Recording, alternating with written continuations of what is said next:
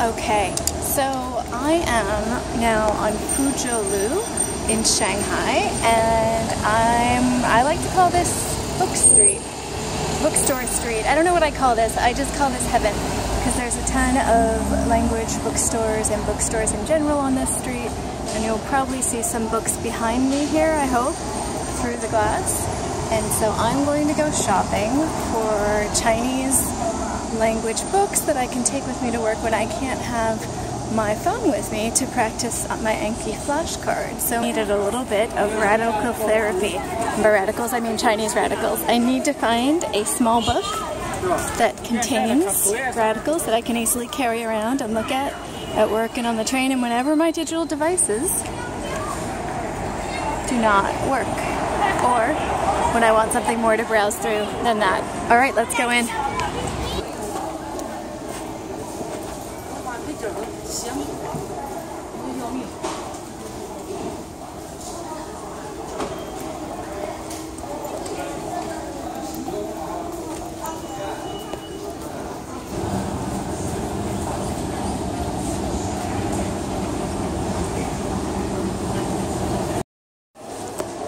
Interesting pairing. From Western eyes, that seems kind of odd. Different. Not really interested in that. We're looking for language stuff. Chinese language stuff. Alright, we're still searching. I have to hit 4th floor. So, fun fact. Pupil has child, and then it has like a cover, and I forget if it's school or university that's above it, but student is like child with something else on it. Which gets awfully confusing because I hear a lot of people talk about students of all ages as if they're children, when in English we speak of children being people under like 12 years old. Still a little Shakespeare with your Chinese language. I don't know if that's showing up in yellow.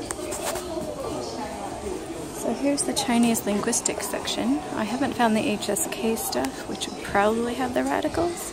So I'm going to keep looking. It might be a different section.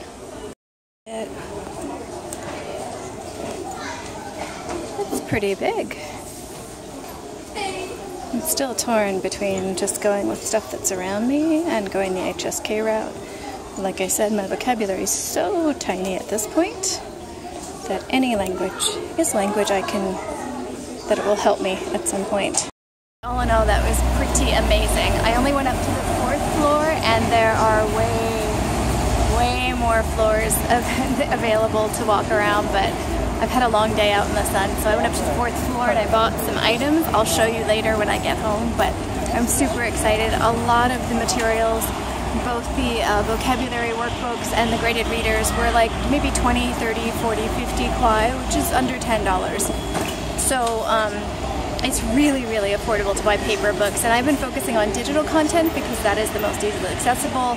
And again, I had so much to learn that I was just grabbing at anything online, but I am not opposed to using paper and digital products. So we'll see. I'll show you when I get home what I bought today, but I'm super excited about this bookstore, and thank you to Patrick at Learning Chinese Channel for reminding me about paper-based products to help with my language learning. All right, I have to go back to one more bookstore because the radical book that I saw online via Patrick was not at this one, but it was at the other one. So I'm going to go back there and go to my 4th bookstore of the day.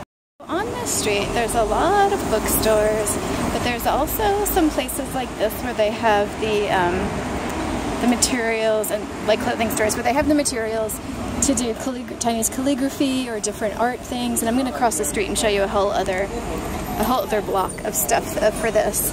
I realized I went through this area way too quickly today because I was on a radical mission. Radical not as an adjective, as a noun for Chinese radicals. I was looking for that book and I found it. I'll show you later. But so you've got like supply places like this and more art places like this, and so you've got a lot of these on the street. It's so cool. And random clothing and shoe stores, little alleys where people are living, more clothing, and it's just block after block after block. I don't know if you can see the stuff that's in there of really cool like book, paper, kind of stuff all throughout. And it's super close to People's Square. I think it's just a few blocks from one of the sides of People's Square. Now, People's Square is a huge area, so you'll have to consciously come here. I don't think you just stumble upon it. But if you are a fan of paper art, the written word, calligraphy, any of that, you definitely want to come here. Awesome! Hello Kitty scooter.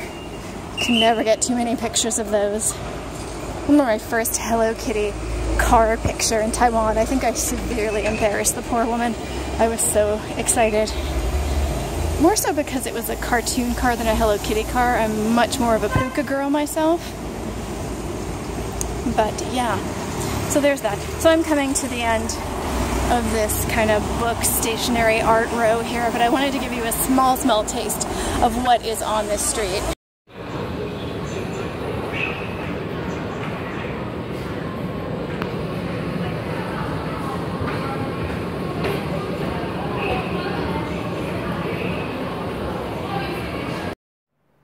Okay, it's working. Awesome. So check it out. It is the end of the day. Whew. It's like 4:30 or 5 o'clock. What time is it? It's a little after 4:30. And I went to the bank, I went to the insurance office, and I had to taxi over to the bookstore area that I showed you previously in this video. And wow, it is so hot today. I have not checked the temperature. I tend to watch pollution AQI ratings more than I do temperature, but it's definitely in the 90s with like 60 or 70% humidity. Whew, crazy. But I wanted to show you what I ended up buying in the bookstore, and there's so many treasures. I'm so excited, and I wanted to do this before my husband came home because although he is supportive of my language learning and my channel, he also is studying computer coding stuff. We'll just leave it at that. And that's a very thinky, kind of quiet experience. And he's told me that when I do this and my podcast, I'm not exactly quiet. Okay. A little, how did he put it? Extroverted, gregarious. I don't know. I'm just going to put a positive spin on it. So I do like getting my recording done when he's not here because we have a super small apartment, as you can see from our super narrow hallway. That's the word I'm looking for. Anyway, so I want to show you what I bought. Okay, so I got a graded reader. I am way far away from being able to read, but something this tiny, what is it called? Kanjia, the Inventor of Characters. So I got this one. I think if I'm reading the back correctly, it says I need to know or I will know 750 characters by the time I'm done. It has maybe 35 pages, and you can see it has, I hope you can see, it has the Chinese on one side and English on another side, and I'll probably fold it over so I don't see it. Then it has illustrations next to the pictures, and then at the back, oh, it has the full English version. So what was that front part? You can tell how much. Oh, that was the preface, sorry. And then the main characters. So they really laid this out really nicely. So then they have the English version in full. Then they have reading exercise. I should be showing you this. Reading exercises. I don't know. I don't think this is going to come out right on the video. But a vocabulary list. So I'll probably start with the vocabulary list, make an Anki duck for this, and then dive into trying to read bit by bit the thingy. So that's what I will do, because what you want to do with language learning is vocabulary first, then dive into the bigger bits, and then your cognitive load is lighter and you can absorb more of the other things that are in that. So I think this will take me a very long time to get through, but I'll start to see sentences. I am still really having fun with the characters, but I must admit I'm getting a little bored with a word. So I think seeing like full sentences will really help keep my motivation up, even if it takes me a couple months to get through this. I really don't care how long, I just would like to see fuller language. Then I haven't even opened it yet.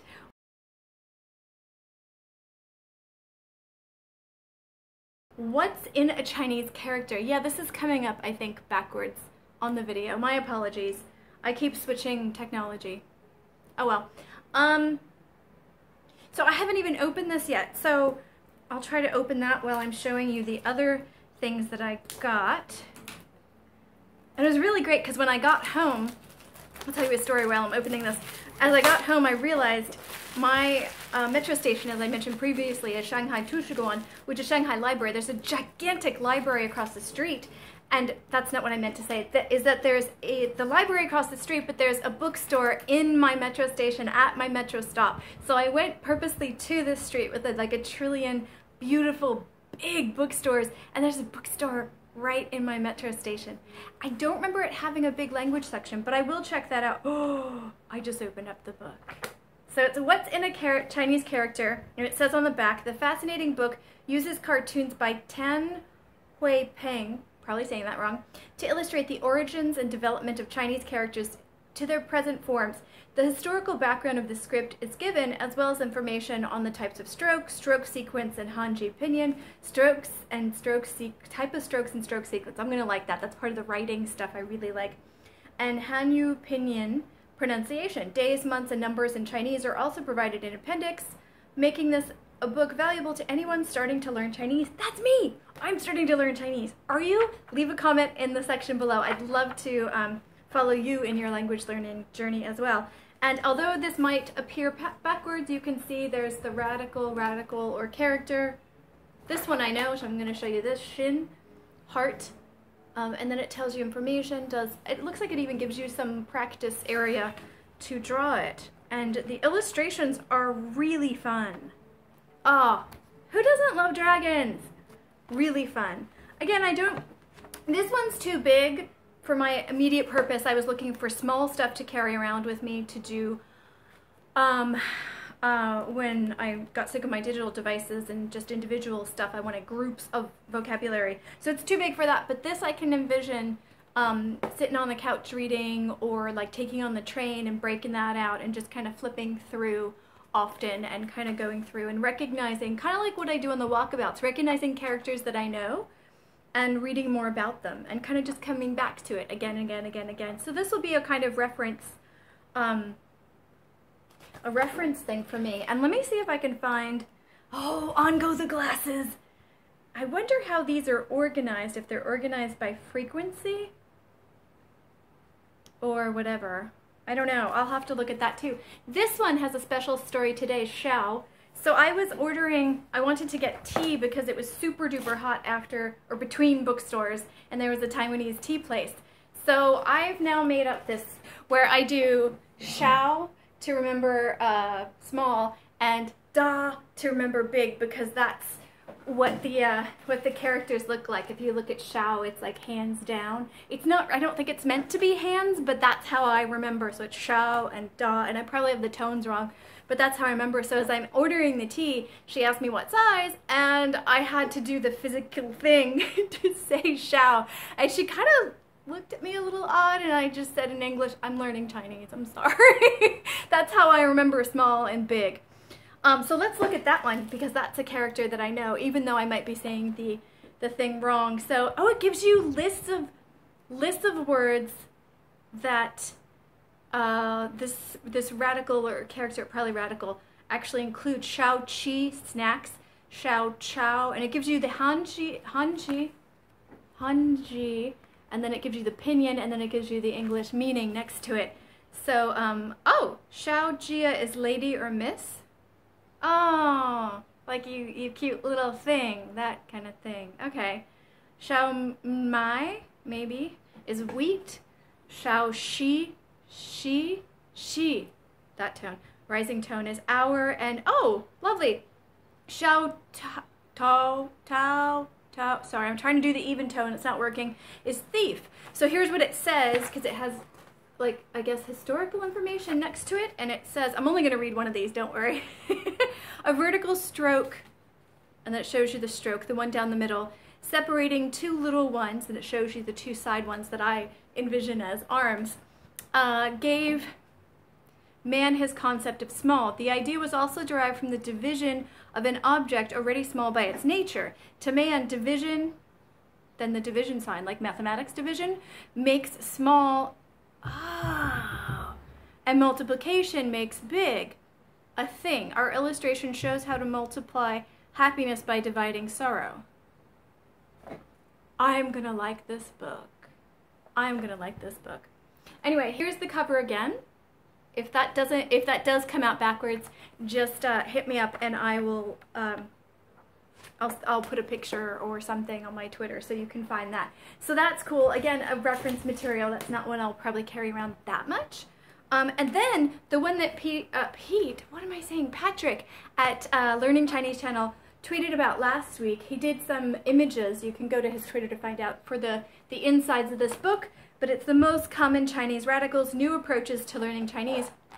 And not too similar, except it doesn't have the historical stuff or the pictures, but they go through the radicals, they give you some tracing space, and give you little, what are these little tips? There's little gray boxes. Oh, they tell you what I keep calling the sense of the word, and linguistically I think that's wrong. I think sense has a different meaning.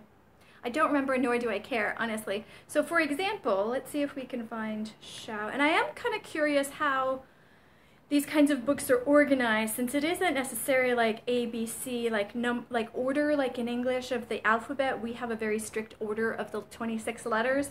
How are these organized? Table of basic strokes. Okay, that doesn't explain to me the organ. I'm trying to find Shao again so I can compare the information in them.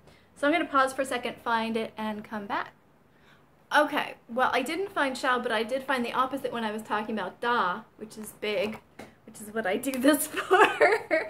And in the little gray box, it has a whole bunch of stuff in Chinese, and then I'm guessing the English translation, characters with the radical Da, Da, Da, Da. Okay, characters with the radical Da refer to largeness or to a person standing. Oh, I didn't know that. It is placed at the top or bottom. Oh, so it tells you the location within the characters that Da takes.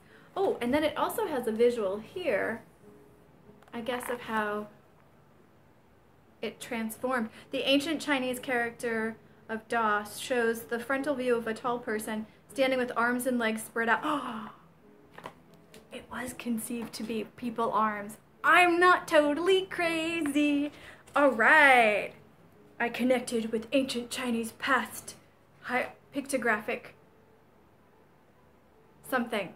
Finish that sentence, please. Okay, so there's that. So those are the 3 main books that I got, and I'm really excited about them. I didn't end up getting a small radical book. What I might need to do is print up some lists that I find online. I don't have a printer, and printing is pretty expensive here, but I may just have to forgo on judgment of that cost and just do that, because I do find working off the printed list I have from the radicals I'm making flashcards for right now to be able to check them off as I go is a really useful way of seeing my progress.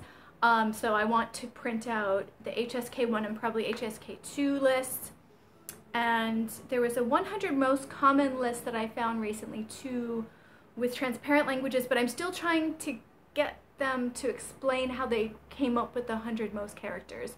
I'm not sure that it matters, but part of me wants to know if it's for speaking or for writing, because generally speaking, no pun intended, I do want to focus more on writing than on speaking. So if it's a lot of functional, touristy kind of vocabulary, I'm not terribly interested. So I can probably guess that from the English translation that they have with it, but you know, I like asking questions on Twitter. So, and then I couldn't help myself at the checkout counter, they had this really cool map of China.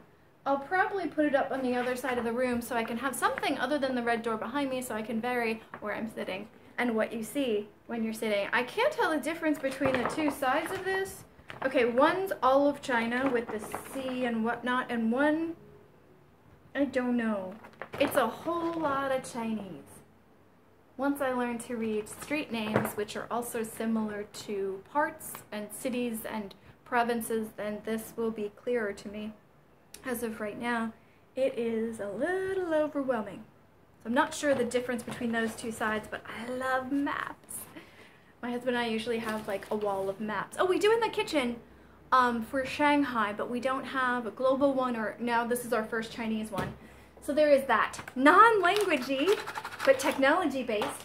My portable cell phone charger, which I use for the cell phone that I record with, and the cell phone that I use for my daily stuff that has data broke, and I have to have a charger with me at all times. And I like these chargers that you can pull and then you plug your phone in one, and well, obviously this one it's a little over-engineered. I usually have this just naked, but you plug your cell phone into that part, and this goes into another thingy that goes into the wall or into a computer. And then this comes out, and then it goes back in, and then it's just this in your bag. When possible, I do get cartoony things. I wasn't kidding. I don't remember if this is a Korean or a Japanese cartoon character. Go ahead and leave a comment below if you do know. But I do like this character. I now have a trash can, a mug, and something, I think a notebook with this character on it. I think this is 10 Quiet Miniso, which is a little over $1, just under $2. So I'm hoping that works out okay, because my other one that I got from Amazon in the US lasted me, I want to say 3 or 4 years. It was pretty awesome. And this has more safety things to protect stuff, so it should last a while. But for 10 Quiet, I'll be excited if it lasts half a year. At least I know where to find them, because I do not know the Chinese for this to look it up on Taobao, so I'm excited that that was that easy to find. Again, Miniso, can you see that? Super cute. Super cute! Not Chinese related, but I can't make these videos without technology that has battery power, so it is important for this project.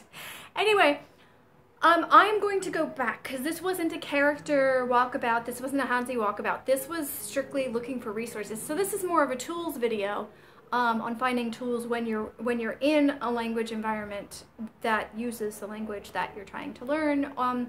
Although I imagine, judging from how many places, I'm going to put a picture in right now of a part of one of the bookstores that had learning Chinese language in so many different languages. I'm going to show you this here.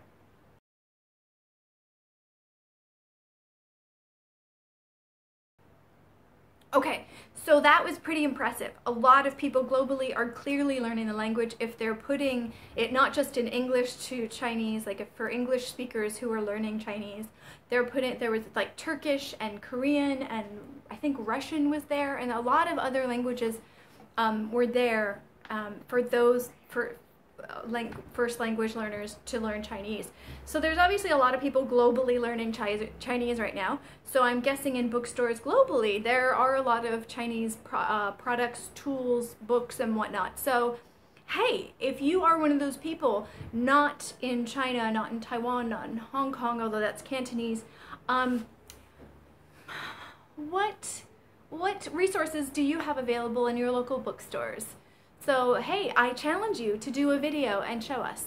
It's a little awkward to do it inside the bookstores, so I think next time when I do the walkabout, I'm just going to go down the street and show you the street in one direction and then coming back, and then focus in on the characters like I do with the other walkabout videos.